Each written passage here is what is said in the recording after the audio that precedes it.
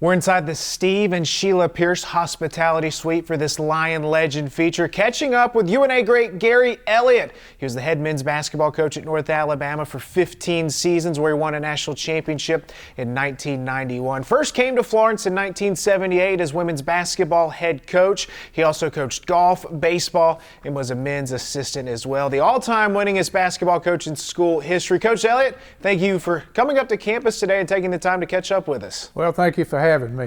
It's going to be exciting.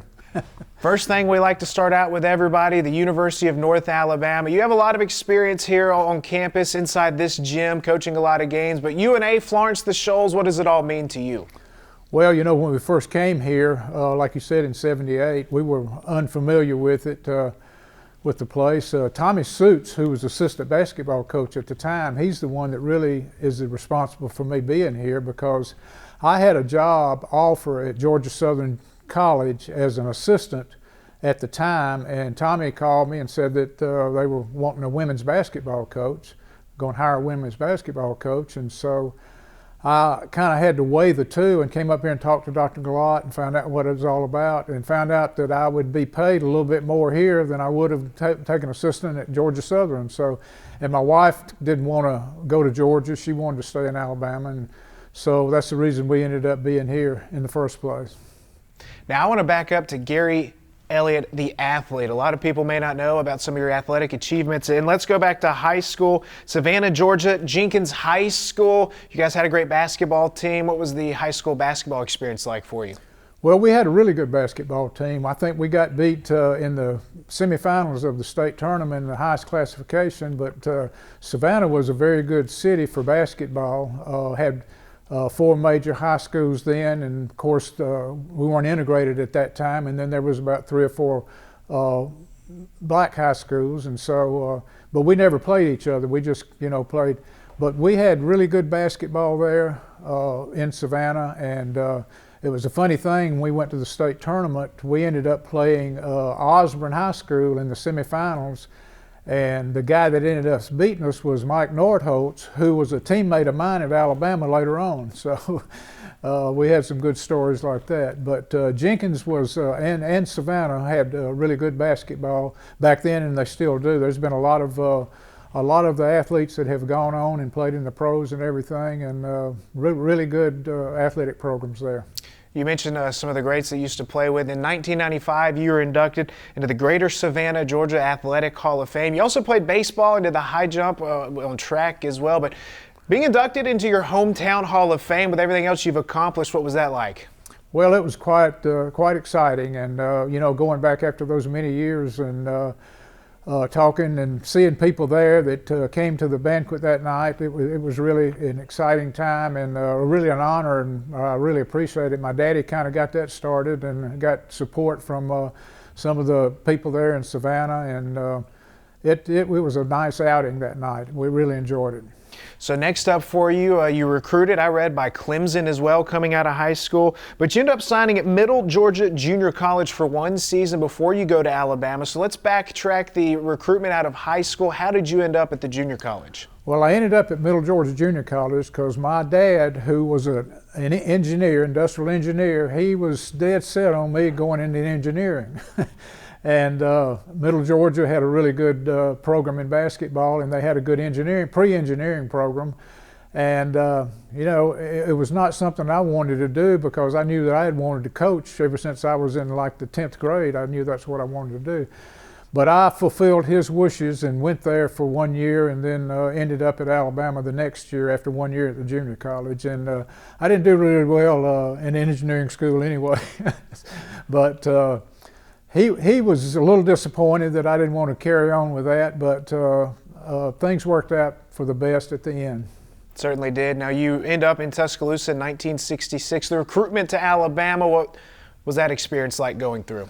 Well, it was mostly, I had talked to Coach Sanderson in high school and Coach Riley, who was the coach then, and I wasn't sure if I was going to get a scholarship there, because they were waiting till the last minute at that time, and I wanted to go ahead and do something, and not get left out. And so when I decided to go to Middle Georgia, I let them know that, and they thought that was a good idea, because freshmen, they had a freshman team back then, and it would be probably better playing there at Middle Georgia than it would be really playing on the freshman team. And I knew I was going to leave after 1 year from Middle Georgia anyway, and that was kind of set up with Bill Travis, who was the coach at Middle Georgia, and Coach Sanderson at the time. So things worked out for the best like that. You mentioned Wimp Sanderson, and when you get to Alabama, there's a ton of connections between Florence and Alabama when you're playing basketball there. Hayden Riley was the head coach your first 2 seasons.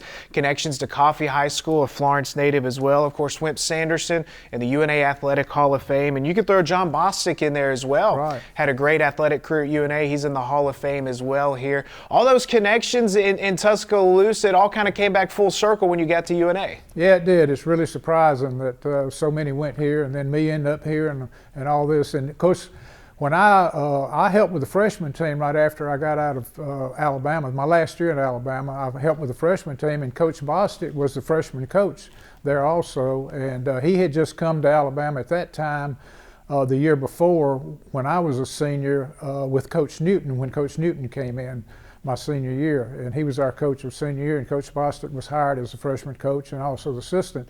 And then he kind of followed Coach Newton after that wherever he went. Coach Newton went to Vanderbilt, and Coach Bostic went with him, and pretty much they got to be really close and everything.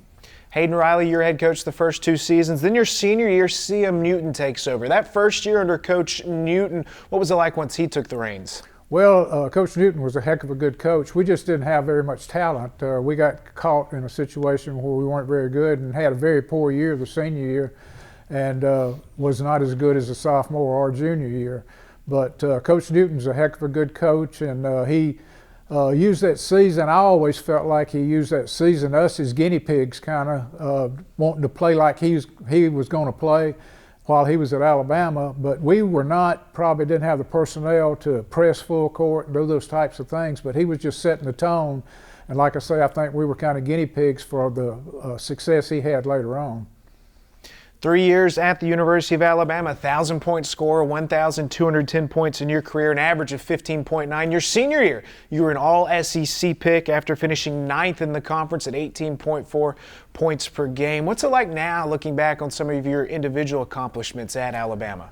Well, it's fun to think back and think about some of the guys you played against. There was Dan Issel and Neil Walk and all those guys. All of them went to the pros and everything. And, just thinking about the games that we had. And, it's really, we had a poor senior year, but we were in every game, it seemed like. We had like 4 overtime games, I think, that we lost all 4 of them. And it was just a tough year.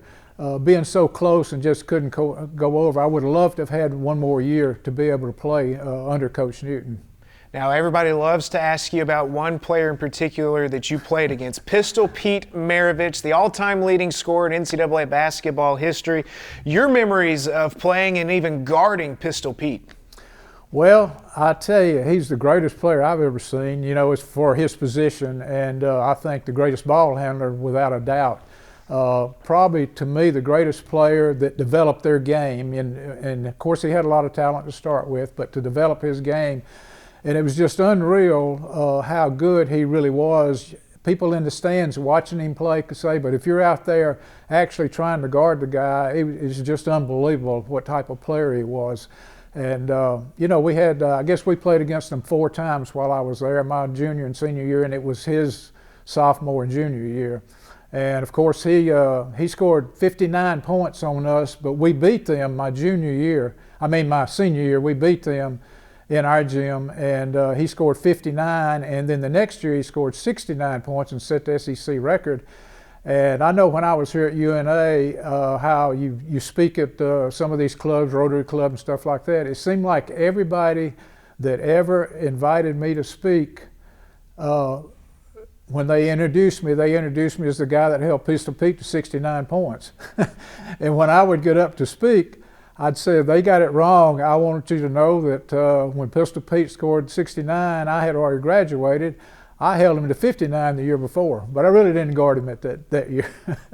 But yeah, he was a great player, just a showman, and everything, and a really, had some bad times, I think, after he played, but he really turned his life towards Christ, and Matter of fact, I read his book, and in the book, he was going to speak out in California to some kind of group or something. And when he walked in the gym, the guy that invited him come over and shook his hand and said, "Pete, how you doing?" He said, "I feel great." And the way the book states it, he had the heart attack right then. And so that was, something that really was unreal, that something like that could happen at that time. So you wrap up playing 3 great years at Alabama, the stories of shutting down Pete Maravich. So next, how did you get into coaching? You mentioned that you always knew going back to high school you wanted to be a coach. What role did Newton, Sanderson, Bostic, and all of them play in helping you get your foot in the door? Well, like I say, I helped coach Bostic with the freshman team that year, and then I took a job down in Okeechobee, Florida, high school. My wife and I both wanted to go to Florida, I don't know why, but we did. And so we looked at jobs down there after I'd graduated. And we ended up in Okeechobee, Florida, which is a place that you would think you're in Texas almost, with the cows and all that are in that area of the Florida and everything. And of course they have the second largest freshwater lake, a lot of good fishing, which I did fish a lot and have never fished since probably. But we enjoyed it down there, but I got the call. Livingston was looking for a coach, Livingston, which is University of West Alabama now, and a friend of mine that I had played, a teammate, he was going to be the student assistant there, graduate assistant at Livingston that year, and the head coach just up and left. And so George Harrison, who I'm speaking of, my teammate, and he called me and asked me if I'd be interested, and I said, yeah, I'd be interested in it. And so Jim Homer, who had been a former player years ago at Alabama, he's the one that really hired me. He was the vice president there. And of course, my Livingston experience is not as good as my North Alabama. We struggled there. It was a tough time, really, to get players in there. And recruiting is the main thing really in any sport, getting good players in. Players win more than coaches do, I can say that. But we enjoyed Livingston being there, but we didn't have a whole lot of success there.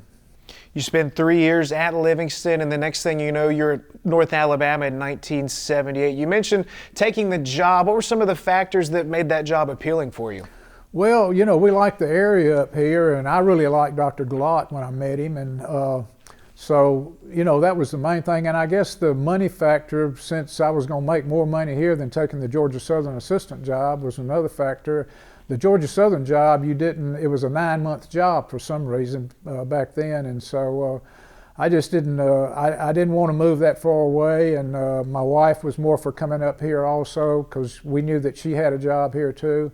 And so that was the main reason. And since of course, when we took this, living in this area has been really nice, and we've really enjoyed being here.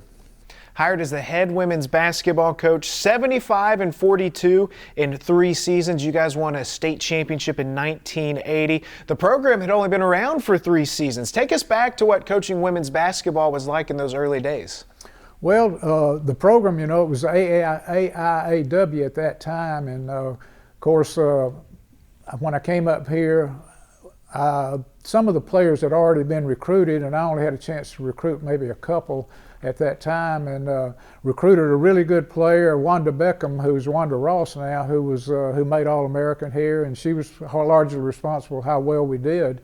And it was exciting coaching. It was different for me coaching girls. I'd never coached them before, and it was a lot different. And the only thing that I felt at that time, which it's improved so much since that time, but I didn't feel like that I could do some of the things that I wanted to do in coaching with the women, because I didn't feel like they could do what I wanted them to do with the ones that I had like that. And so it was, it was a good 4 years of being with them and coaching them, and I enjoyed coaching them. And I will say this now, and this is truth I've told a whole lot of people, I have never had a male player come in the dressing room after a game and just be so physically exhausted they couldn't hardly stand up. And I had women that were like that. They played hard, and it was amazing to find out how hard they would play for you, and I did. They were just completely exhausted. I never had a man be that way. You mentioned Wanda Beckham, the first female All-American in UNA athletic history. How great of a player was she? She was a very, very good player. She was very skilled inside. She was only about 5'8", but had really good moves. And once you got the ball into her, she was going to get it in the basket. Got fouled a lot. Really good free throw shooter. Matter of fact, when we won the state that year, she hit a 1-and-1 free throw. We were one down with about 2 seconds to go, or 5 seconds, or whatever it was, and she hit 1-and-1, hit both shots to win that game, and that's what won the state championship that year. Sherry Blunt, Renee Cody, two other Hall of Famers that you coached. All three of those players and all the ones you coached, just when you look back, what is their legacy like now as they've sort of paved the way? Well, I think, Sherry was, she was a freshman my first year, so I had her all 4 years, and she was a great point guard, just an outstanding ball handler and passing the ball, being able to, I'm sure she's probably close to the all-time assist leader. I don't know if she is, but she should be pretty close to that. Of course, they've had so many good players since then, but she was a very good player, and I had I had several, a girl named Donna Smith that we got out of Georgia that was a very good player, and just had quite a few players that were excellent, were very talented, but the biggest thing that I had defensively, they played hard and really got after it, and we got a lot of stuff off the defensive end and that type of thing with that bunch. But they, I don't know, they just excelled in effort more than anything else, I think. You mentioned great players make for great coaches, and you've recruited a lot of players for various sports at North Alabama. One player that you didn't have luck landing, I want to talk about Jennifer White, who won a national championship at Louisiana Tech in 1982. Out of Loretto, Tennessee, how close did you come to landing her here at North Alabama? That's quite a story there, because I had never heard of Jennifer White, but when I came here, we had a girl named Angela Wilson that we had heard about, and from Loretto also, and then Jennifer White. I found out that she was better than Angela Wilson, and so I happened to go over there and watch them. This was back when women's basketball was still 3 on one end and 3 on the other end. And of course, Jennifer was on the offensive end instead of the defensive end, and I went over and watched her, and I said, golly, this girl, tremendous player. And I said, and so I started checking into it a little bit more about her, and I found out that Louisiana Tech was recruiting her, who was the #1 team in the nation at that time. And I didn't make any more trips back to Loretto after I found that out and found out who all was trying to recruit her. I had no idea she was that type of player. I just, had heard about her when I got here. But she was a tremendous player, and of course had a great career at Louisiana Tech. I couldn't waver away from Louisiana Tech for some reason. I don't know why. Always a great eye for talent. During your early days at North Alabama, baseball coach as well. Coached the team in that one season to an 18-17 record. And here's the thing: the 3-4 years prior to you taking over, they'd never had a winning season. Then after you gave up the head baseball job, it took them 3-4 years to have another winning season. So how did it come for you to be baseball coach for 1 year? Well, that's another story in itself too. About the first week I was here on the job as a women's basketball coach, I got a call that Dr. Gallot wanted to see me. So I go over to Dr. Gallot's office, and he tells me, he says, Coach Suits tells me that you played baseball your senior year at Alabama. And I said, well, I played about half the year because I felt like if I was going to keep on, I was missing so many classes, I wasn't going to be able to graduate. Plus, I wasn't starting every game. I was starting, some of the games in the outfield. And so he said, I said, Dr. Gallot, I've never coached baseball before. I've played all my life, but I've never coached it. And he said, well, I want you to coach it. You're going to coach it now. He said, I want to get away from graduate assistants coaching. And there was, I think, a graduate assistant that was acted as a head baseball coach. And so that's how I became the baseball coach. And he told me, he said, after the first year, I'll let you coach whichever one you want to coach, women's basketball or baseball. And so I knew I was going to stay with basketball. And so Mike Galloway, they hired Mike Galloway as the baseball coach, who had been a great pitcher for Jacksonville State. And he came in as SID and the baseball coach that year. But it was a pretty exciting year. We did well. We had some really good, a couple of really good pitchers, which is, you know, the most important thing, I think, in baseball. And we did pretty well. Had some good experiences. Some good guys. I still hear from them, and coached just 1 year, but there were some really good guys on that team. You've mentioned his name a couple of times now. Robert Gallot, in your experience, what sort of Lion legend was he? Oh, Dr. Gallot was great. I mean, I just think the world of him. Even after I got through coaching, not after I got through coaching, but after he retired, he, of course, was big with, what bank am I trying to think of? Anyway, it doesn't exist now, but they gave him an office down at Colonial Bank, I think. It was Colonial Bank, and they gave him an office down there, and that's who I banked with because I had some good friends. Tommy Darby, a good friend of mine, and they worked there, and so I banked with them. And anytime I went in the bank, I'd see Dr. Gallot back there in his office, and he'd say, "Come here." And I would sit in the office there. This is after he retired, and I'll talk to him for an hour probably. And he was just a great guy, and and he had that. He was in a position of where he had, you know, crutches and everything at that time because he had that disease that occurred to him, and so. But loved Dr. Gallot. I really did. A lot of people didn't, but I did. He was a good one, I think. Also in the list of other things you did at UNA, other duties as assigned sometimes, golf coach. 1980 you take over, had a great run as golf coach. Again, how did that come to be? That's a different story too. At that time I was assistant to Coach Jones. I'd gotten out of the women's and was helping Coach Jones as an assistant. And he walked in my office one day and he said, "I need you to do me a favor." And of course he was an assistant athletic director also. And I said, "Yes, sir." And he said, "I need you to take the golf team to Montgomery to the Alabama Intercollegiate Golf Tournament." And he said, "The golf team's out there. We have the van, but the golf coach has not showed up." And what they were doing at that time, they had one of the guys that was one of the pros out at Arrowhead coaching the golf team. And he did not show up for the Alabama Intercollegiate, which was the biggest tournament probably for the golf team all year because Alabama and Auburn played in that. And so I tell the story that from that time on, I was the golf coach for about 7 years, I think. And so I took them and then ended up being the golf coach while I was assistant basketball coach. And I have a really good story about that. James Hobbs, who was the assistant basketball coach at Jacksonville State, he called after the first year I coached the golf team. He called me and he said, "Hey, aren't you coaching the golf team up there?" And I said, "Yeah, I'm coaching, James." And he said, "Well, they just told me here that they need me to coach the golf team next year." And he said, "I've never played golf before." I said, "James, do you know how to drive a van?" He said, "Yeah." I said, "You know how to order meals? You know, make reservations?" He said, "Yeah." I said, "You're a golf coach," because that's all I was doing. But I learned a lot about golf in being able to coach it and learned a lot from our guys that were, you know, golfers that were playing for UNA at that time.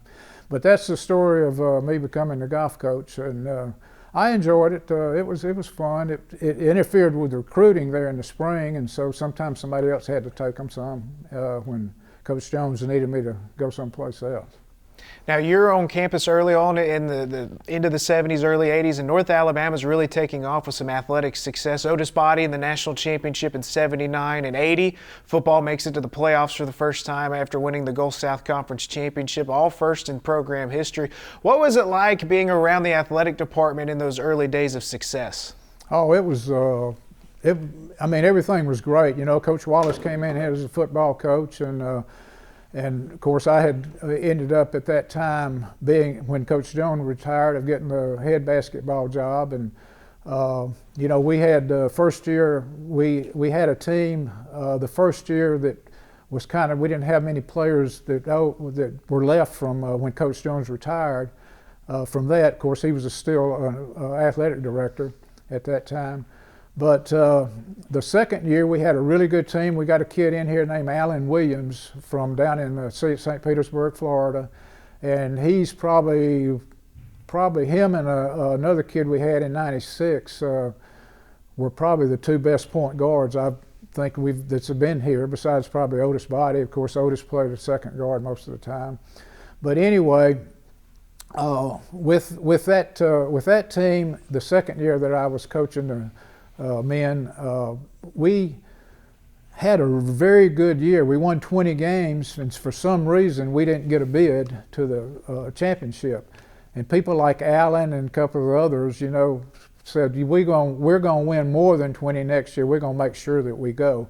And so we had great leadership on that team, and the next year is the year that we had the really good year in '91 and went to the national tournament and won it. And so largely responsible from the great players that we had. We really had a great team that year, and ended up being losing 4 games, I think, the whole year. And Troy beat us twice that year, and then we beat them in the regional finals at their place. So they had a really good team, and they ran that Loyola Marymount type offense where you just run and gun and shoot threes, and they had a lot of really good shooters. And I think the score of the first game in here was like 104 to 101, and then when they beat us down there, it was something like that again. And then I think we slowed them down a little bit and played really good defense when we played them in the finals of the regional tournament, and you know, really did a good job against them, and were able to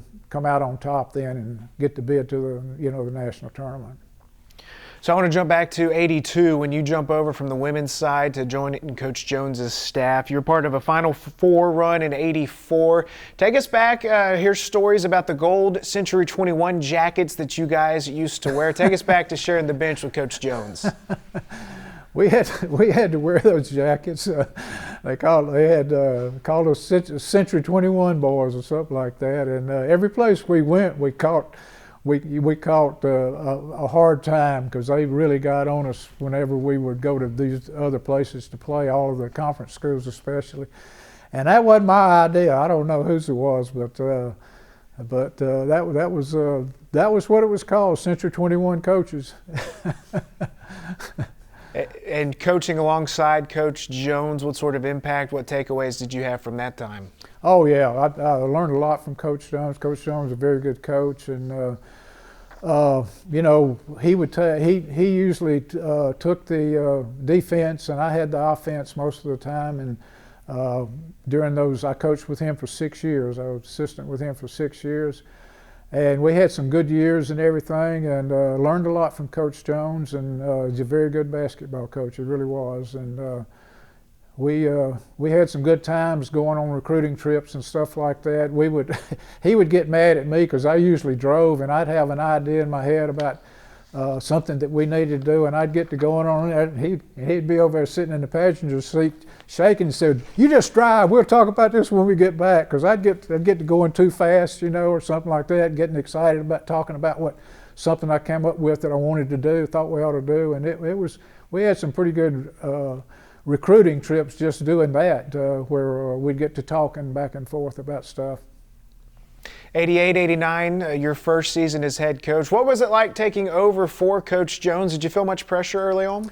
Well, I did feel pressure a little bit, but you know, I felt confident that after being assistant for 6 years and knowing, and then I'd been, of course, at Livingston, so I knew what the conference was all about and how tough it was going to be and everything. But it wasn't too much of a big change. I was just thankful to Dr. Gallot that he hired me, because I was really excited about the job. But I will say that I felt a lot of pressure because of the success that the program had through the years and everything, and so it was a lot of pressure that I did feel. And that first year was not as good as we would have liked to have been. I don't even remember how many games we won. I think it was like 16 maybe, or 17 or something like that. But the next year when we I think won 20 or 21 games, but we didn't get to go, and then that really, like I said a while ago, that really stirred the feelings of all the players that were coming back, because they knew that we had a good team that year. But we added to it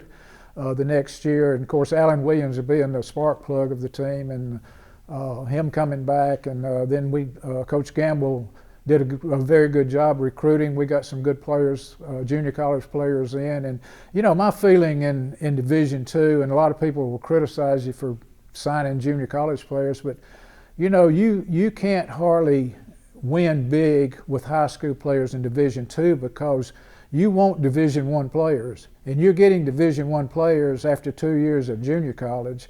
There are Division I players, a lot of Division I players in junior college, and after 2 years, you're getting a Division I player.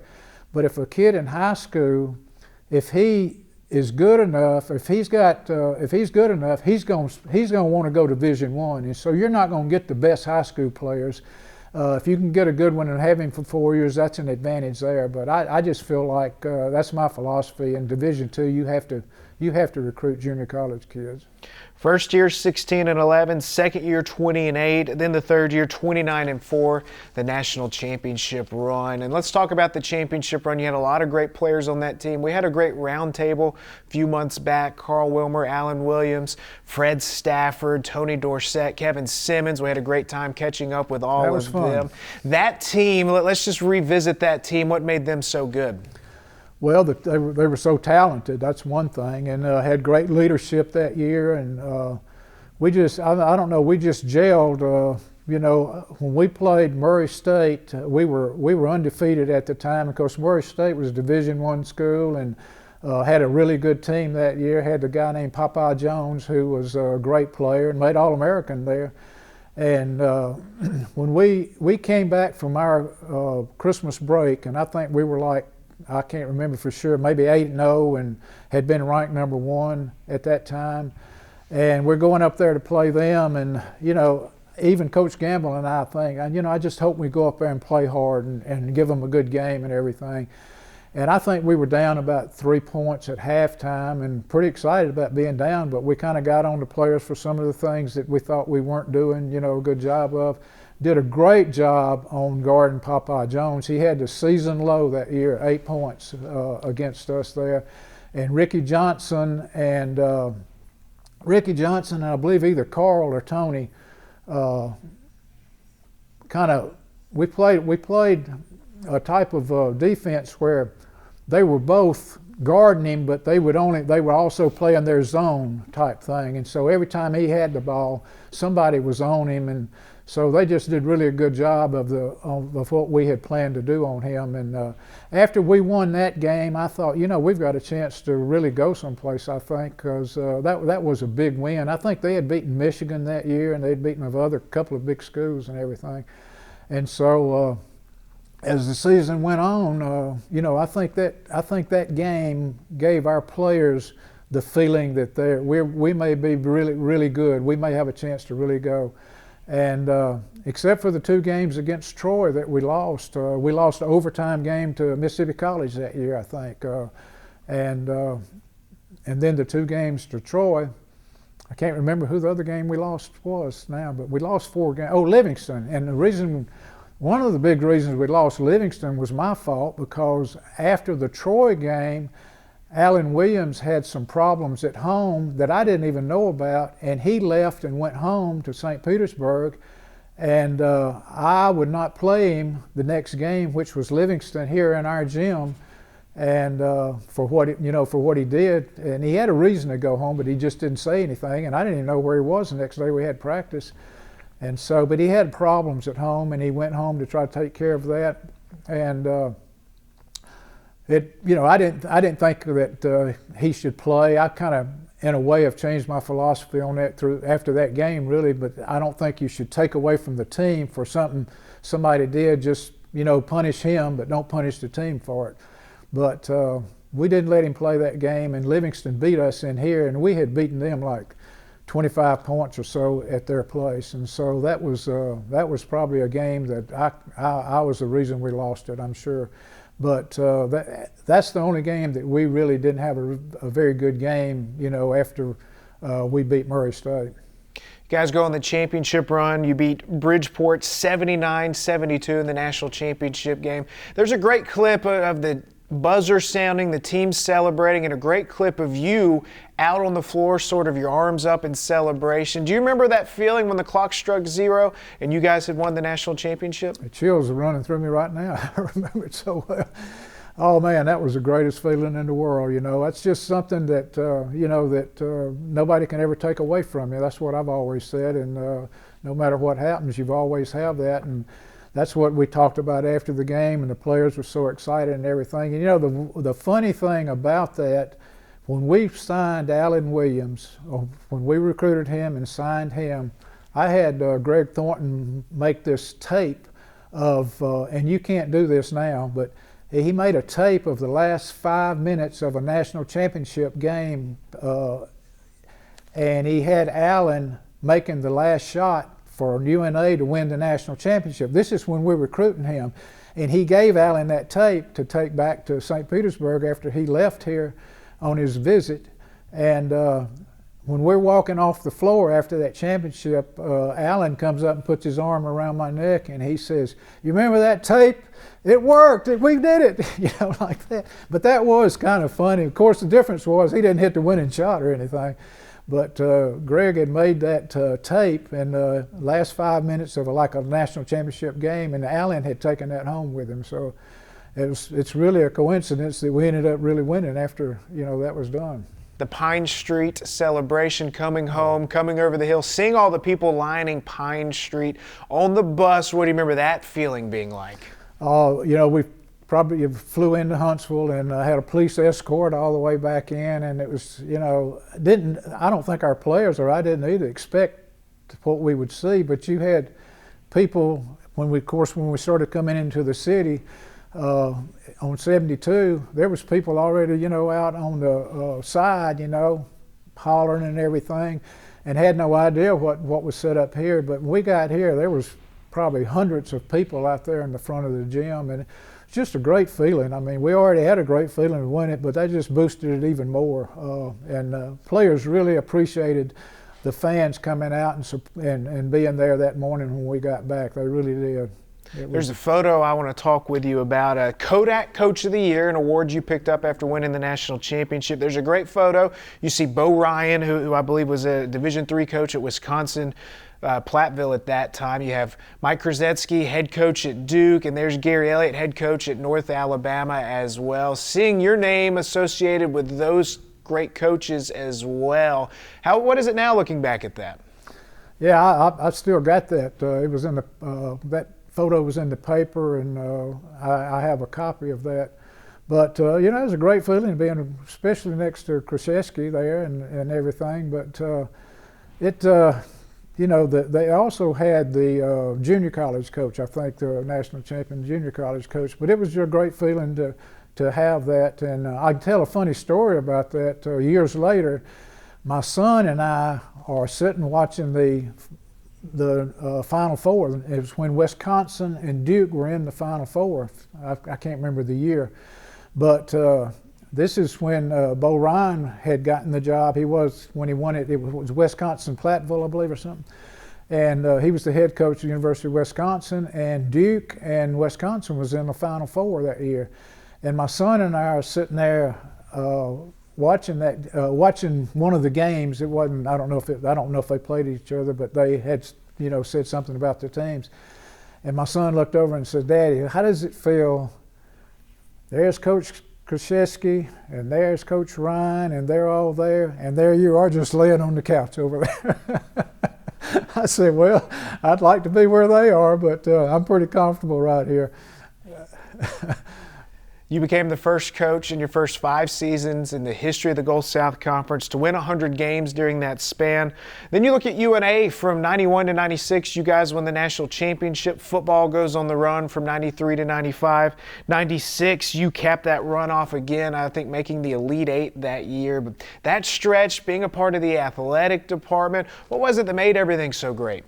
I don't know. It was just, everything was going good at that time. Of course, Coach Wallace, when we won the national championship, he was at the national championship game, and he was a big supporter and everything of that. And he's often said stuff about that inspired him, to hoping that they could do it. And then they go and win 3 in a row. So it was great. It was just a wonderful time for UNA athletics at that time. I mean, to have that kind of spurt where we go that much. And and win 4 national championships and all. And then in the '96, when we went back to it, of course, the team we played, Fort Hays, they were undefeated that year, and we were ahead of them most all of the game, and I felt like we got a really bad call right at the end because our point guard, Williams, it wasn't Allen Williams, but it was, what was his first name? I can't think of it.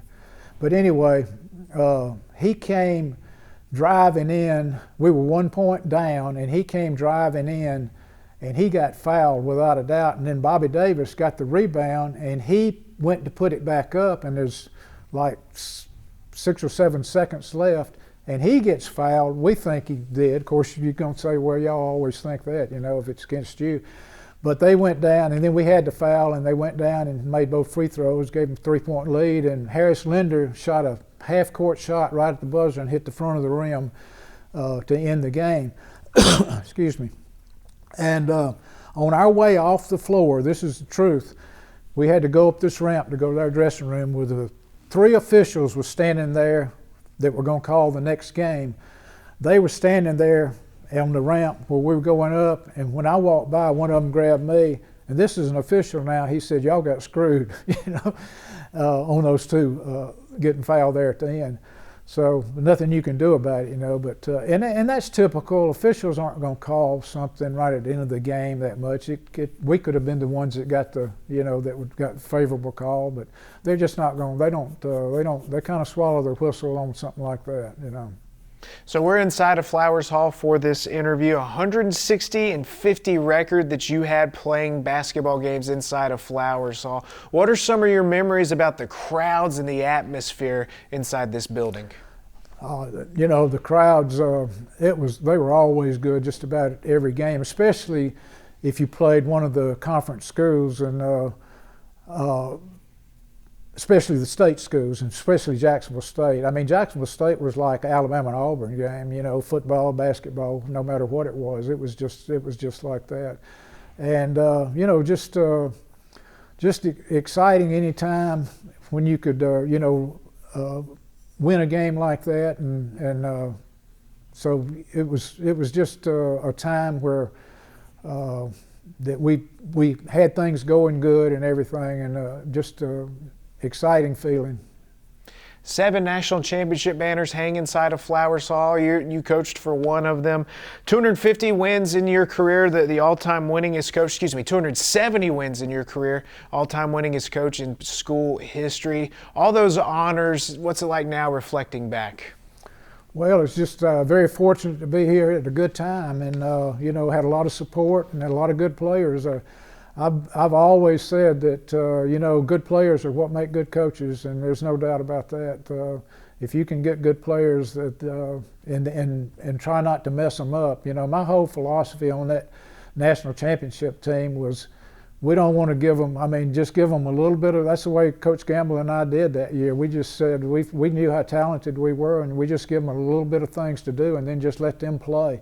But don't try to overcoach them, and that's one of the things I think is very, very important for all coaches. Is when you have that kind of talent, you just don't overcoach them, and because they're the ones that's going to win for you, and not yourself, but they're the ones that's going to win. And it's just an exciting time, you know, wonderful, wonderful time being at UNA and coaching here and everything, and just, you know, couldn't ask for any more.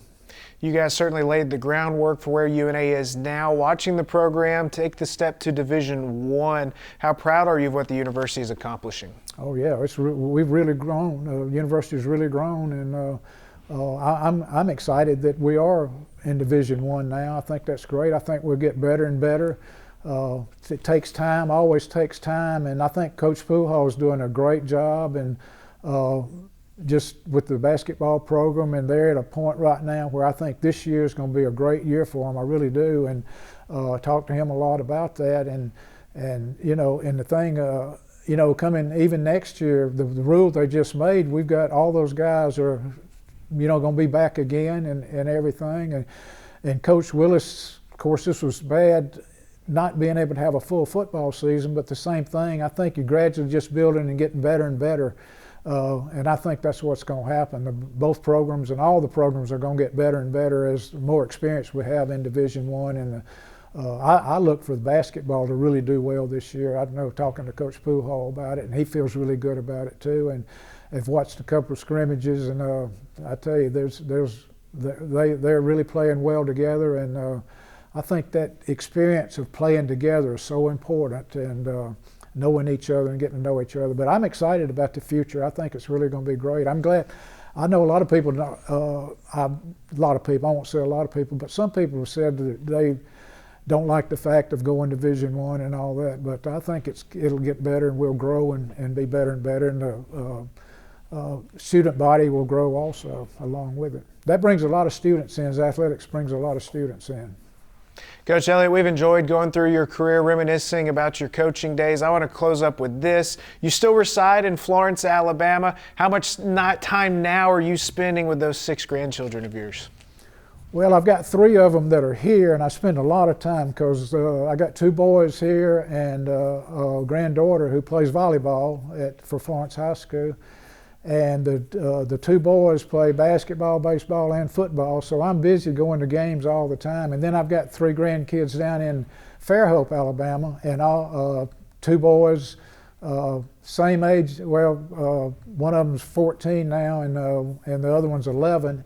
And both of them play sports down there, so we're back and forth down there quite a bit, and watching them. And I enjoy watching them play. And then you know, it just never ends, and that's fun. It's fun to watch your grandkids play and see how they progress. And I don't think I've got any All-Americans on either side, but they have fun, and they both do. All of them do well. Gary Elliott, a Lion legend. Thank you for the time. Thank you.